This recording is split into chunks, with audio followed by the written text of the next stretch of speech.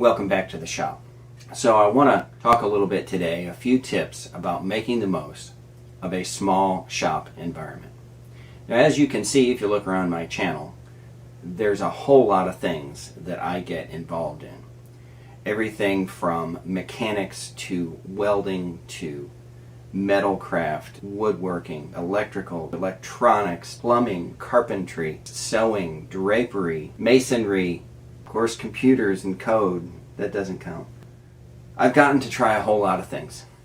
Now my shop turns out to be about 24 feet by 16 feet, which is not a terrible size. But within this space, I have to hold all the tools, all the supplies, and all the raw materials for all 10 of my hobbies that I get involved in. And it can be quite a challenge. If I were just a woodworker, then I could have it configured to do just woodwork and have just wood stock and wood supplies at hand. Or if it were just electrical electronic, if it were just metalwork. But the problem with being this jack of all trades is that you have to have all kinds of supplies, materials, and different types of tools for all these different things that you get involved in. And in a space this size, that can be a real challenge. So what I want to talk to you today is some of the strategies that I have come up with to make the most of a small shop. Now, first on the list is configurability, which is to say that everything rolls. Everything in this shop, with just a couple exceptions, can be moved and reconfigured to meet the needs of the current project. Most of the time I work on objects that are less than 2 or perhaps 4 feet across. Those will fit right here on the table saw without a problem. But recently I built a table that was 4 feet across by 16 feet long.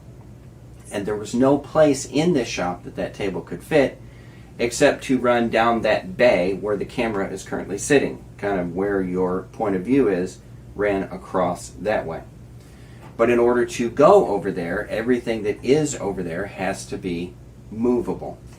And so the strategy is to have all of your major pieces of equipment, everything that takes up floor space, should be on wheels. Now, if you're like me, first time you ever encountered a table saw, it is designed to just sit on the floor with 4 feet. And if you want to move it, it's going to take 2 or 3 people and a lot of effort. But it occurred to me that a table saw does not have to be perfectly stationary. Now, this particular table saw is fairly massive. It's probably a 300-pound object. So even though it's on wheels and can be moved, it is still stable in and of itself. When I'm trying to run a board through here, the saw is not trying to slip out from under me. In fact, even sometimes that I've ripped some 16-foot, like 2x12s through here, I don't have to do anything to make the table saw hold still. But when I need to get it out of the way, I can. The real problem with filling up a small space is that, like the principle of you have to put the big rocks in first, right? And to use a container to its maximum value. But if you will make the big rocks, things like the table saw, if you will put them on wheels, then they can be moved around. The second strategy is closely related but not quite the same, and that is flexibility. Everything gets combined. Everything that needs floor space should fit into the smallest combined unit that's possible. A good example of that is my jointer. Now, a jointer is a really important woodworking tool. It can take a board that is currently rough cut and twisted and a mess and make it perfectly smooth and straight. One common thing to think about is if you do recover lumber from a pallet, how do you make that lumber clean and usable? And a jointer is the kind of tool that makes that possible. The problem is that a jointer takes up a lot of floor space, especially in light of how often you use them. I use this 3 or 4 times a year. When I need it, I really need it. But I can't afford to give it dedicated floor space to only use it every once in a while. So I chose to combine this jointer into a space on this table saw that was not being used. So if I want to use my jointer, I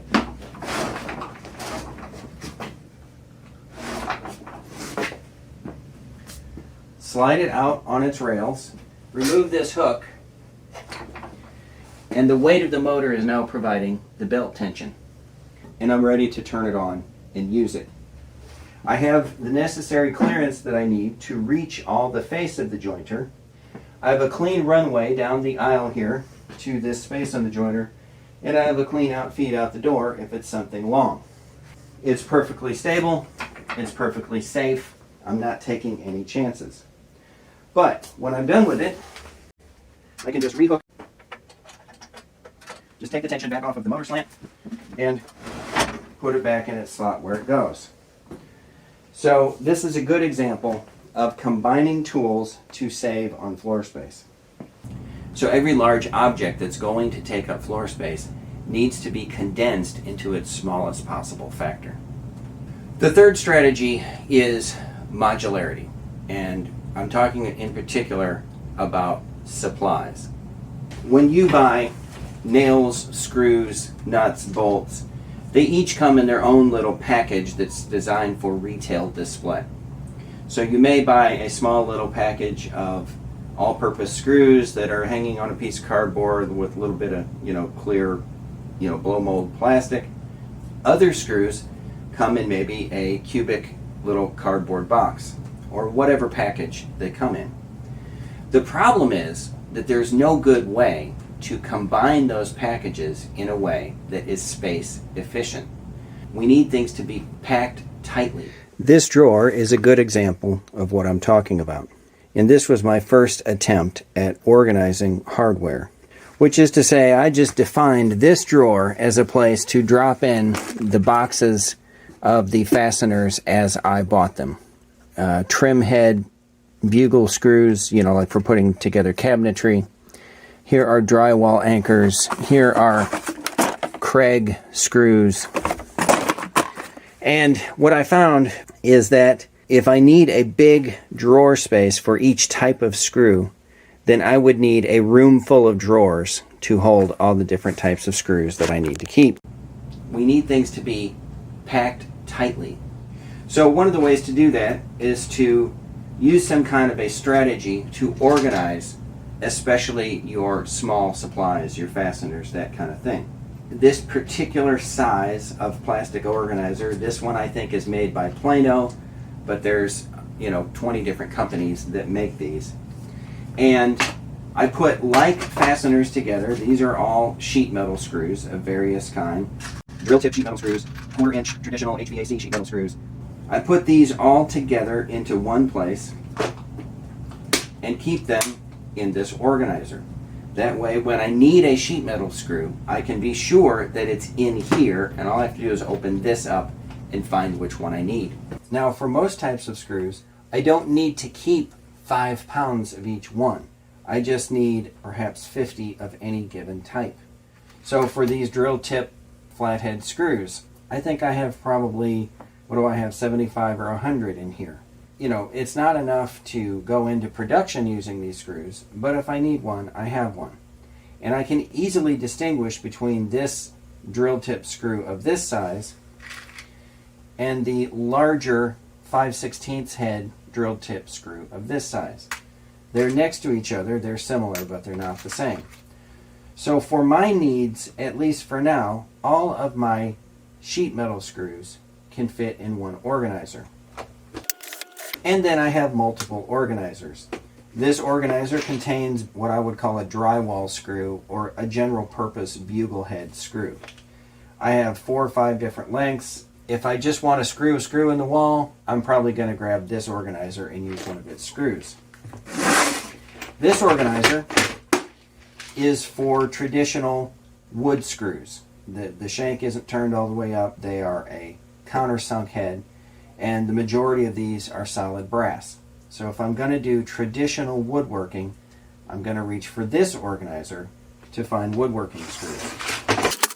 And then this cabinet represents a whole range of organizers that contain a whole range of products. Wood and sheet metal screws on the bottom, machine screws. These are hex head cap screws. We've got grub screws, rivet nuts. Here we have pop rivets. There are a whole range of objects and fasteners that make sense just to be put into an organizer. And then having the organizers put into this cabinet, I can keep a whole lot of different kinds of objects neatly in this one small space. Now, it didn't take me long to find out that these organizers of this size are not good as you get into full-on bolts, mostly because of the raw size. A 3 or 4 inch long half-inch bolt does not do well in an organizer of that size because you can only fit 2 or 3 of them in one of the little slots. So I made this hardware cabinet with the same basic idea, but with much larger slots to hold much more objects. Nuts and bolts, quarter, 5/16, 3/8, and half. I'm actually thinking about building an addition here that sits on this space that will be a master drill bit organizer to hold all of my drill bits and have each size of drill bit have its own kind of dedicated slot. If you are overflowing with buckets and bins and shelves for small parts, I would recommend that you think seriously about modularity to condense multiple disparate objects into a series of organization that will keep them in one spot and easily accessible. And the final strategy is pervasivity, which is to say every space used. Now, when you start thinking about using space, the first thing you look at is the floor. Are there any places on the floor that I haven't put something down? But you'll run out of floor space very quickly. And then it is natural enough to start looking around at the walls. Is there any spaces on the walls that things can be hung or placed or organized that will get them out of the way?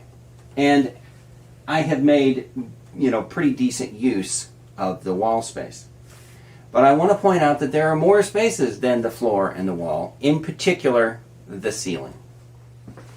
Above me we have one of my 2 lumber racks. Now, I have a slot right over here that I can stand full-size 4x8 sheet goods. But for things like 2x4s, 2x6s, other longer beams and that kind of thing, they don't organize very well standing up because they're small individual sticks. They want to fall over. They want to kind of tend to a mess. So what I found is that I can just build a rack hanging from the joist. This is just a 2x2 screwed into a 2x4 cross member, screwed up into the joist up there. I have one shackle here and another shackle down there. It's about 3 feet across, and I have about, give or take, 1.5 feet high of space. That was just based on the size of lumber I had to hand that day, but it's also based on room for clearance to walk underneath it, to move projects underneath it. I wouldn't want to hang the thing down here where I had to duck. But on this rack, I have functionally about 16 feet of space that I can put long goods to hang up here. I have more metallic random things over to this right side, and I have a little bit more wood over here. Here is another view. Now the only restriction, if you will, is that whatever gets put up there has to be long enough to stretch between the 2 shackles. I can't put a 4-foot long item up there because, one end will be held up and the other one won't. But it helps things to be completely out of my way, but also pretty easy to pull out. Because from this end, it's not difficult to tell what's up there. I can see that I've got some 2-inch gray PVC, brass tubing from a bed. I can see several sizes of smaller white PVC, some 1/2-inch copper, 1/2-inch all thread, a little bit of conduit. I can just tell very easily by looking at these ends what is up there. And the essence of good organization is completely out of your way, but completely accessible. And so an overhead rack like that makes a lot of sense. This rack, which is over here above that bay is the same idea, but it's stuff I reach for a little bit less often. I have some big 8-inch crown molding that I came across, and mostly hardwoods. Some cherry, a little bit of mahogany, some oak from some pallets that have been disassembled, that kind of thing. So for anyone struggling to make the maximum use of a smaller space, I would encourage you to look around your shop with an eye towards pervasivity. Am I pervasively using all the space that's available to me? Another example, I was already using this wall to hold these large, awkward accessories for the table saw. I need those objects available. I can't store them outside. They're big and they're bulky. So up on that flat wall was a good place for them. But I hardly ever reach for them. Once a year kind of a thing to reach up and get those. So it made sense for me to put my grinders here in this volumetric space. It's right above the workbench. They're easy to reach. They're easy to see which grinder I want. So it's just, made the most sense as a way to store them. I can use them, do whatever it is I want to do, and when I'm done, just put it back where it came from. So this kind of outside the box thinking, are there any spaces in my shop that I am not taking full advantage of? Let me take a brief aside here to talk about high-tech versus low-tech. I'm sure we've all seen videos out there, and they're usually on woodworking channels, of how to organize your cordless tools. And they make some, special thing that has different slots that you can put your drill heads into, and you can slot them in this way, and you can hang them up that way. The truth of the matter is, this is a piece of 3/4 inch plywood. It runs across this opening on this shelf. A cordless drill will just hang on that piece of plywood. You don't have to do anything special. You don't have to do anything fancy. Put a little short shelf of plywood across, hang your drills. This happens to be a driver. Hang your drills up in that slot. In my case, this little torch that I reach for all the time, it also hangs handily in that slot. The shelf behind it is still accessible. This Sawzall does not go up on that slot very well. So the Sawzall lives on the shelf. I can still reach under the drills, behind the drills, get what's back here behind them. But these drills that I reach for all the time are really very easily organized, just hanging on that little piece of plywood. Over here, we have pliers and screwdrivers, all each sticking, basically either hanging on a nail or sticking in a hole. It's as low-tech as it can be. We've probably all seen our grandfather or our great-grandfather who had a series of holes lined up to stick a screwdriver in there. And it may be a little disappointing that it's not impressive technologically, but I'm not sure you can get anything that's a whole lot more effective. Now, this is not all the screwdrivers I own. I wouldn't encourage you to put dozens of screwdrivers in this configuration. This is the ones that I reach for day in and day out. I have another whole drawer full of screwdrivers. Really, I keep it full of anything that has a screwdriver handle. Like this pry bar isn't really a screwdriver, it's a pry bar, but it has a screwdriver handle, so it goes in that drawer. But, a representative set of them that I need to reach for to do really almost any project I need to do just lives here in these holes. These crescent wrenches just hang on a nail. Channel locks just hang on a nail. Vice grips just hang on a nail. Pliers, needle nose pliers, safety pliers, crimping electrical pliers, nippers, sheet metal snips, tin snips. They all just hang on a nail. You don't always have to do something that is time-consuming and technologically advanced for it to be effective. So there you have it. 4 strategies for making the most out of a small shop space. I hope you learned something useful. I hope you enjoyed the process. And hey, thanks for watching.